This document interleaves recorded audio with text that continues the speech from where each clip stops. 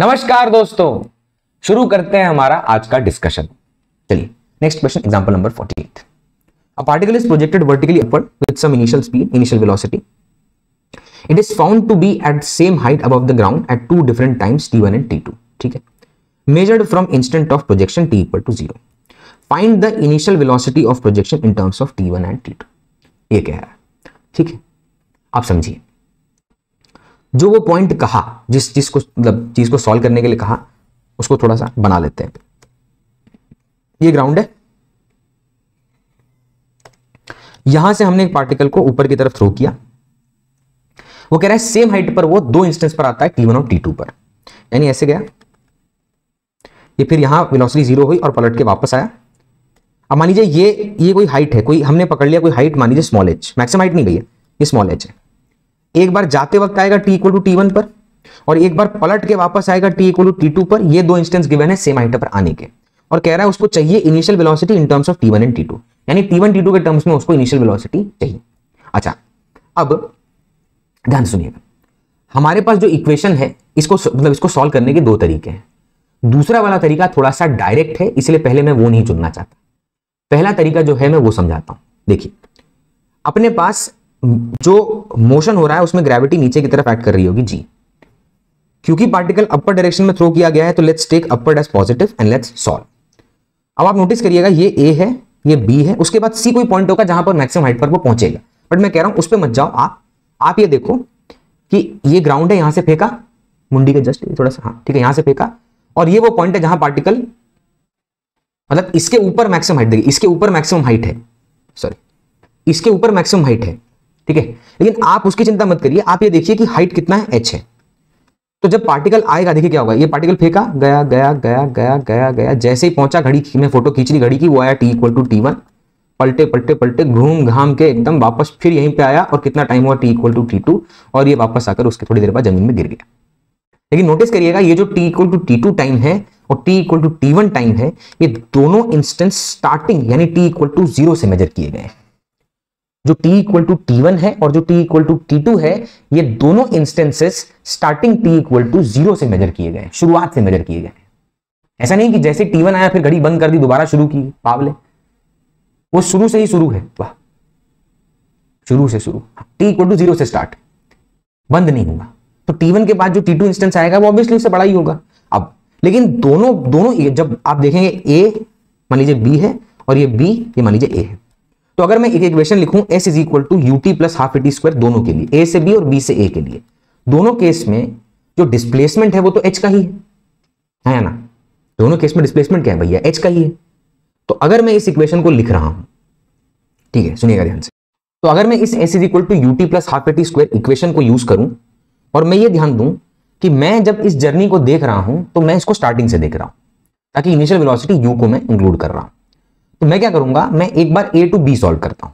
ठीक है, रुकिए मैं इसको अगले पेज पे ले लेता हूं. ठीक है, ये हमारा स्टार्टिंग पॉइंट था, ये हमारा मतलब, रुकिए जर्नी को शो कर रहा हूं. देखिए ये फेंका और ये वापस,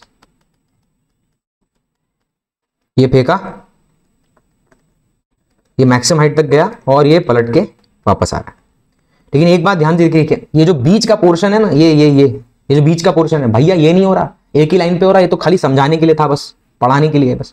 तो यहां कोई होगा ये पॉइंट, ये एलिवेशन होगा यहां से यहां तक का h, ये h एलिवेशन है. अच्छा, अब ये जो h एलिवेशन है ध्यान से देखिए, इसमें यहां से यहां तक उसने कितना ट्रेवल किया, h कितने टाइम में, t1 में. और अगर मैं बोलूं उसने फिर से वही स्टार्टिंग पॉइंट पे आ जाइए, लाल गोले को देखिएगा, यहां से यहां तक आने में कितना टाइम लगा, तो t2. देख यहां से यहां तक कितना लगा, t1 कितना चला, h डिस्प्लेसमेंट h है. यहां से यहां तक कितना टाइम लगा, t2. अरे यहां से यहां तक कितना टाइम लगा, t2. लेकिन डिस्प्लेसमेंट कितना है, अगेन h, क्योंकि ये इनिशियल और ये फाइनल है. तो उसी equation s is equal to ut plus half at square को अगर मैं इस्तेमाल करूं, ध्यान से देखिए, s is equal to ut plus half at square, मैं उसको नाम दे रहा हूं. तो मैं यहां लिखता हूं, मान लीजिए ये है a, ये है b और ये है c.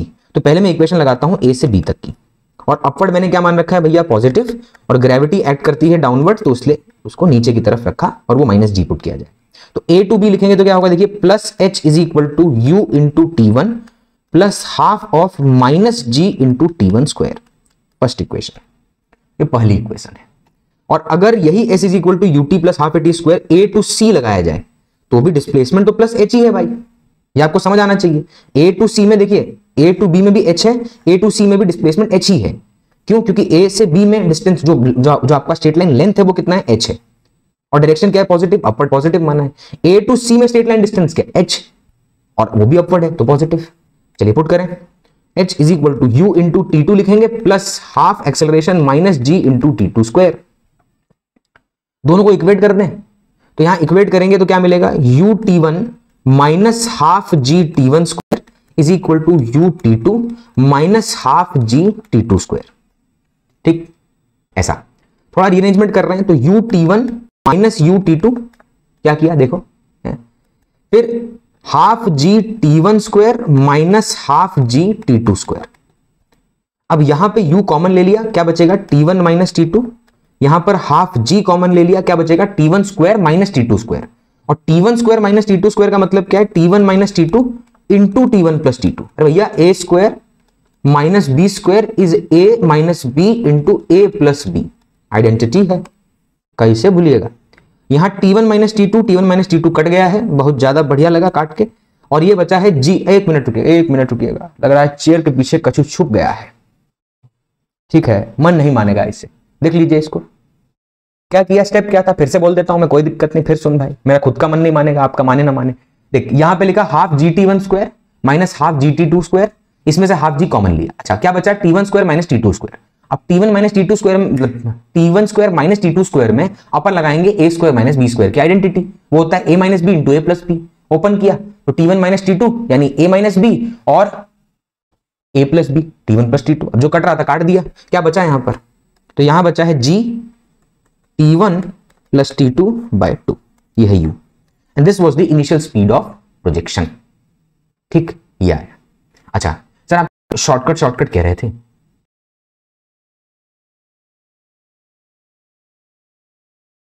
एक बार वो भी हो जाए, चलो हो जाए। सुनो भाई, ये ग्राउंड है जहां से हमने पार्टिकल को थ्रो किया है, अपवर्ड डायरेक्शन में वी हैव थ्रो। ये रहा पार्टिकल, देखना ये उसका जर्नी था, ढंग से बनाते हैं थोड़ा सा, एक मिनट, ये उसका जर्नी है। और मैं फिर से कह रहा हूं एक ही लाइन पे मोशन हो रहा है, खाली समझाने के लिए मैं ऐसे उसको पलटता हुआ दिखा रहा हूं। ठीक, देखिए ये था t इक्वल टू 0, यहां पे कहीं आएगा t equal to t1 at an elevation of h, फिर दोबारा आएगा t इक्वल टू t2। मैं तुमसे सिर्फ, अच्छा ये शॉर्टकट है इसलिए ज्यादा इसमें मतलब मैं क्रिटिकली उसको इक्वेशन के थ्रू प्रूव नहीं करूंगा, मैं खाली उसका आंसर दे रहा हूं और शॉर्टकट है। सुनना, मुझे बताओ ये A है, ये B है और ये C और लास्ट में ये D है। मुझे बताओ A से B कितना टाइम लगा? T1। A से B कितना टाइम लगा? T1 है भाई। A से B कितना टाइम लगा? तो आपका जवाब है सर T1।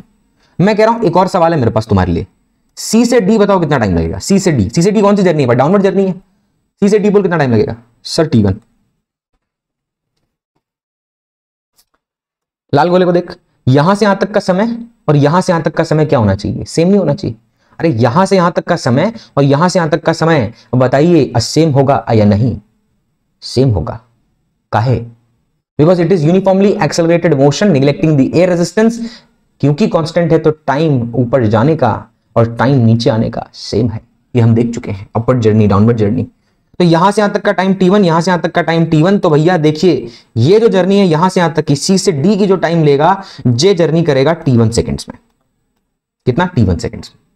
और मुझे बताइए A से C कितना? अच्छा ये फिर ये कर्वेचर यार कंफ्यूज मत होना, मोशन इन अ प्लेन नहीं है, motion in a straight line है। मुझे बताइए A से C कितना टाइम लगेगा? A से C कितना टाइम लगेगा? A से C, तो सरकार A से C जो टाइम लगेगा, देखिए A से C जो टाइम लगेगा वो है T2 सेकेंड। यानी A से C लगा T2, C से D लगा T1, यानी टोटल टाइम ऑफ लाइट होगा T1 plus T2। Total time of light कितना होगा भैया? T1 plus T2। पता चला कैसा? और टोटल टाइम ऑफ लाइट का फॉर्मूला होता है 2u by g, and u की वैल्यू आवेगी, रुको थोड़ा इधर मुंडी के पीछे सॉल्व कर लें, ठीक है। इसको अगर रीअरेंज करेंगे तो u की वैल्यू आएगी, g उधर जाएगा, T1 प्लस T2 से लग चुका होगा उसका मन, और बाय 2 करेंगे, ये आएगा u की वैल्यू, और जब हम पीछे पलट के देखेंगे तो सॉल्व करने पे भी यही मिला है। तो अगर ये बात डायरेक्टली याद रह जाए तो कोई दिक्कत है नहीं, but don't try to intentionally memorise this, it should be in your memories, a good memories hopefully.